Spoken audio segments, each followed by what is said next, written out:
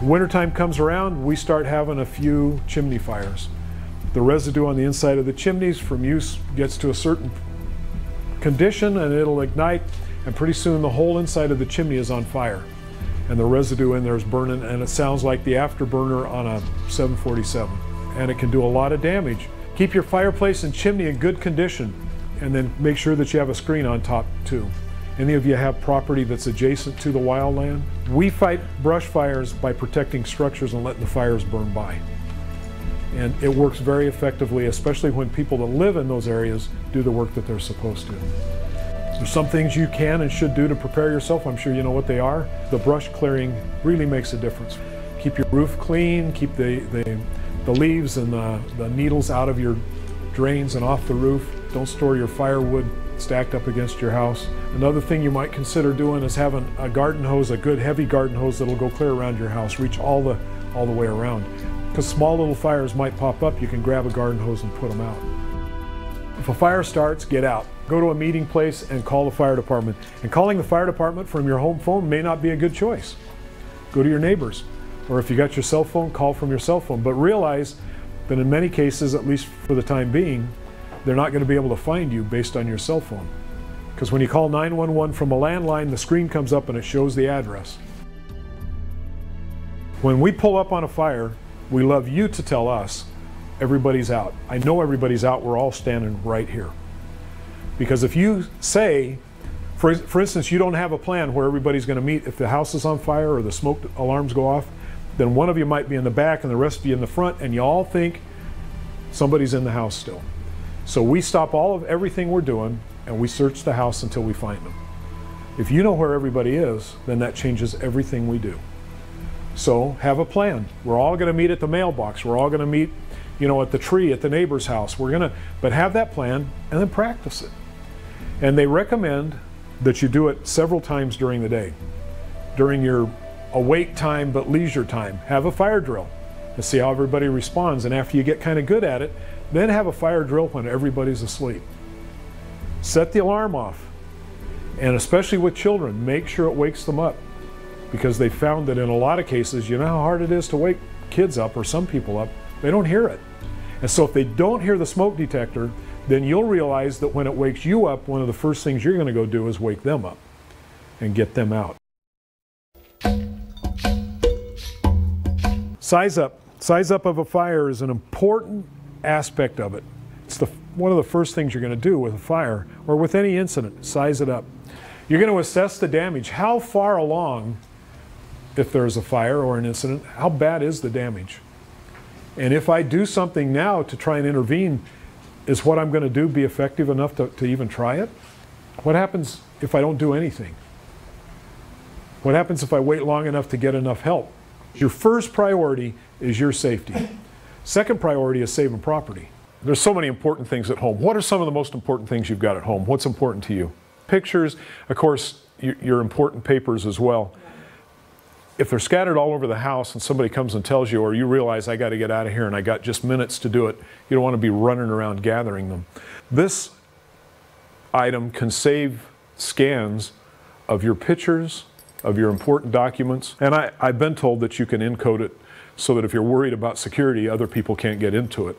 But if you, once every 6 months or as often as you need to, you can put new information into it and give it to somebody else to keep, and in turn you could keep theirs, which would make it just a good way to back up all the information that you have. Don't fight fire by yourself. Somebody always needs to be there to help you, to watch your back, give you a little direction. Develop a plan of action. My plan of action, and you tell your teammate, is we're going to take this fire extinguisher, we're going to go through the door, we're going to go right to that fire, you're going to back me up, we're going to put the fire out, and then we're going to come back out. Talk it over, tell them that, make sure they're in that with you, because if they're not, then you might find yourself in there by yourself. And always remember, you have to have an escape route. If you're going to fight a fire, you need to be able to get out of there. And you need to know which way you're going to go to get out. And more than one escape route is way better than just one. You're going to evaluate your progress. If the fire's not getting smaller, if you're not having positive results, then you're not being effective. Stop what you're doing, step back, make another plan, and then go into that. And your plan might be get out. That's a perfectly agreeable plan. The dangers of fire are asphyxiation, heat, and smoke. Most cases when people die in a fire, it's not from the fire, it's from the smoke and the heat. That's why smoke detectors are so valuable in homes. The smoke builds from the top down, and so does the heat. We fight fire on our hands and knees. We go in crawling, carrying the hose, because the air is clear, it's cooler, and it's safer for us, even though we have packs on that give us oxygen. Fire can go from very small and easily contained to out of control in just a couple minutes. You should sleep with your bedroom doors closed. If the fire starts outside your bedroom, that will give you that extra margin of protection that will keep the fire and the smoke out of your room. The smoke detectors outside should alert you. You should hear them. And then when you go to your door, do you know what to do? When you go to your door, don't open that door. If that door is hot enough that you can feel the heat through it, then if you open it, you're just inviting trouble in. And hold the back of your hand, starting at the top against the door or out a little ways from it, and feel down. And if the doorknob is hot, don't open it. Don't open the door. That's right. So you go to the window and wait for rescue. You should all have windows in your bedrooms. If you live on a second story, you might consider getting a ladder that you could throw out the window and climb down. And you can buy them at hardware stores. What do your resources have to be for fighting fire? By far, the most effective thing you're going to use is a fire extinguisher. When you squeeze the handle, the chemicals discharge, it goes out in a cloud, smothers the fire and puts it out. They're very effective. Put them near your door. One in your kitchen near your door, because you want an exit. You want to be able to go to the door, take the fire extinguisher off, and then turn around with the door behind you and say, am I going to fight this fire?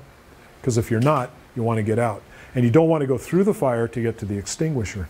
Almost all the extinguishers you're going to buy are A, B, C rated. It means that'll put out a type A fire, a type B fire, and a type C fire. It takes a special fire extinguisher to put out a burning metal type fire. A is ordinary type fire. If it burns and leaves an ash A, it's an A type fire extinguisher. If it's burning boiling liquids, it's a B type, B for boiling. So if it's gas, if it's oil, if it's wax, if it's diesel, if it's a liquid burning, boiling liquid, then it's a B type fire, and you need a B type extinguisher. And if it's a C, think of circuit, A, B, C. I would recommend that you should never buy anything but an ABC fire extinguisher. The acronym PASS stands for pull. You have to pull the pin.